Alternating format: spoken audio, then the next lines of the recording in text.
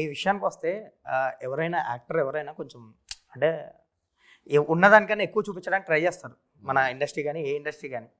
So మీరు వచ్చేసరికి చాలా ఆర్గానిక్గా మీ వేషధారణ కానీ మీరు ఎలా ఉండాలనుకుంటారో అలాగే ఉంటారు. బేసిక్గా మీకు ఒక బెస్ట్ ఎగ్జాంపుల్ ఏంటంటే ఆర్ నారాయణమూర్తి గారు కనిపిస్తారు మనకి అలా చాలా ఒక అదే ఆయన ఎలా ఉండాలనుకుంటారో అలాగే ఉంటారు.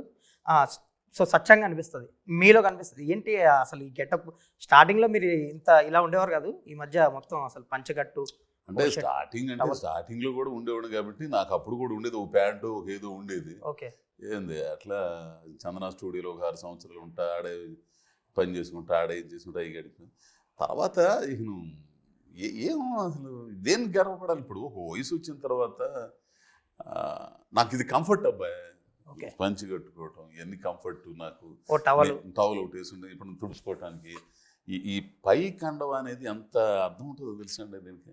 పై పంచి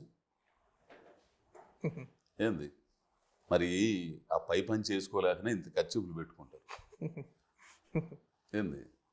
సో నాకు కంఫర్ట్గా ఉంటుంది, నాకు ఇదిగా ఉంటుంది, అంతే. నేనుగా ఉంటాను రాజేష్, అంతేగాని ఏదో 4 సినిమాలు వచ్చినాయి కదా అని చెప్పేసి ఏమా రాజేష్ ఇప్పుడు ఏం చేస్తున్నావు యూట్యూబేనా ఏదో చూసాను మొన్న ఏదో ఇంటర్వ్యూ, ఇవన్నీ నా వల్ల తెమలదు. లేదు మీరు రంగస్థలం ముందు నుంచి ఎలా ఉన్నారో ఇప్పటికీ అలాగే ఉంటాయి. ఇప్పుడు నాకు నన్ను నేను నిరూపించుకోవడానికి, నన్ను నేను పోషించుకోవడానికి, నా మీద ఉన్న బాధ్యతలు నెరవేర్చుకోవడానికి, నా గోల్ నేను చేరుకోవడానికి, ఆ చేరుకున్న తర్వాత నాకు వచ్చే ఆర్థిక డబ్బులు నా కుటుంబాన్ని పోషించుకోవడానికి, నేను నడిచొచ్చిన దారులు ఎదుర్కొన్న ఇబ్బందులు పోరాటాలు ఇవన్నీ ఉండయే, ఇవన్నీ నేను కరెక్ట్గా నిలబడ్డాను అని నాకు తృప్తి ఉంది ఇక్కడ. అంతకంటే ఇంకేం కావాలా బొంగు నాకు? ఇంకేం కావాలండి నాకు? ఎంతమంది చేత ఎన్ని రకాల మాటలు, అయినోళ్ళు కానోళ్ళ చేత ఎన్ని మాటలు పడ్డానండి. మా నాన్న ఎంత బాధపడి ఉంటాడు, వీడు ఎందుకు పనికి రాకుండా పోతున్నాడని, ఎంత కొమ్ములు. కానీ నాకు తెలుసు, నాకు కొంచెం నా నటన డ్రామాలు ఇది ఎక్కడ నాటకాలు జరిగితే అక్కడ పరిగెత్తడం ఉంది, ఆ జీలు ఉంది. దాన్ని ఎట్లా చేయాలో తెలీదు. ఎక్కడెక్కడికో వెళ్ళిపోయేవాడిని, ఎక్కడ నాటకాలు అంటే ఎక్కడ అంటే. ఆ ప్రయాణంలో నేను అట్లా అట్లా అట్లా అట్లా అట్లా అట్లా నాకు తోడైన మనుషులు అట్లా అట్లా అట్లా వెళ్ళిపోయి ఈ రోజున సుకుమార్ గారు లాంటోడు ఆయన గుర్తించి ఎక్కడో పెట్టేసి, ఆ తర్వాత త్రివిక్రమ్ శ్రీనివాస్ గారు వీళ్ళందరూ గుర్తించి, ఎంతకంటే ఏం కావాలి రాజేష్ నాకు? ఎంతకంటే ఏం కావాలి నాకు? నన్ను గుర్తించి అంటే ఆ పోరాటంలో నాకు అసలు తమిళ సినిమా అతను వెట్టిమారు 2-3 సార్లు కబుర్ చేసినా కానీ ఇక్కడ డేట్ల వల్ల ఏ లేకపోయాను నేను, తెలిసిన ఏంది. అంతకంటే నేను ఇంకా ఆ ఆనందం, ఆ గర్వం కంటే నాకు ఇంకేం కావాలి?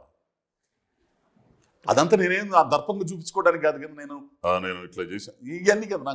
నాకు ఆత్మతృప్తి ఉంటుంది కదా, ఆ తృప్తి. లేదు, జెన్యున్గా ఉంటారు మీరు. మీ సింప్లిసిటీ కూడా మొన్న ఆ ఒంగోలులో ఒక వీడియో చూస్తే అది వైరల్ అయింది.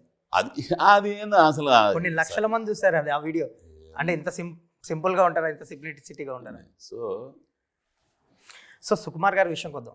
రంగస్థలం నిజంగా మీకు ఒక ప్లాట్ఫామ్ క్రియేట్ చేసిన సినిమా అది. యాజ్ యాక్టర్గా అసలు మీకు ఇంపార్టెన్స్ కానీ, అంత పెద్ద సినిమాలో మీకు మిమ్మల్ని నమ్మి ఒక పాత్ర ఇవ్వడం కానీ, అదే నాకు ఇప్పటికీ నాకు ఏమనిపించింది అంటే, సుకుమార్ గారిని చూస్తే మీరందరూ అంటే అందరం డైరెక్టర్ని చూస్తాం అందులో, కానీ అతనిలో నా దృష్టిలో అతను డైరెక్టర్ కాదు, నా దృష్టిలో అయితే ఒక అవధూతేమో నా జీవితానికి. ఎవరి జీవితానికో తెలియదు కానీ నా జీవితానికి మాత్రం నన్ను నేను తెలుసుకోవడానికి, నేనేంటో నేను పడిపోతున్నాను అనుకున్న టైంలో, ఇక లేదు అనుకున్న టైంలో నన్ను ఇదే చెబుతుంటున్నాయి ఈ సినిమాలో.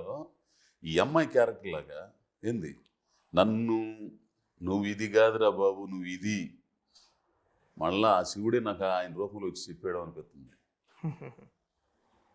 తెలిసిన ఒకనొక దశలో నేను లేదండి, ఆఫ్టర్ పాజిటివ్ అయిపోయింది. ఇక పుష్పకి నేను రాను, నా వల్ల కాదు అన్నప్పుడు ఒకే ఒక్క అరగంట 40 నిమిషాలు మాట్లాడాడు అంతే నాతో. అమ్మంట పరిగెత్తి తెలిసిన ఆయన దగ్గరికి, ఎంతగా ఆయన ఇది చేసి ఉంటాడు. ఆయనతో షూట్ చేసేటప్పుడు ఆయన ఒక లుక్ ఇస్తాడు,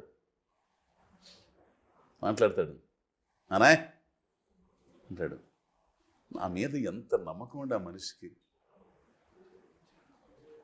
నిజంగా నాకు ఈ జన్మ అంతే, నేను ఎక్కడ తీసుకెళ్ళి పెట్టాడండి నన్ను అసలు ఆ మనిషి.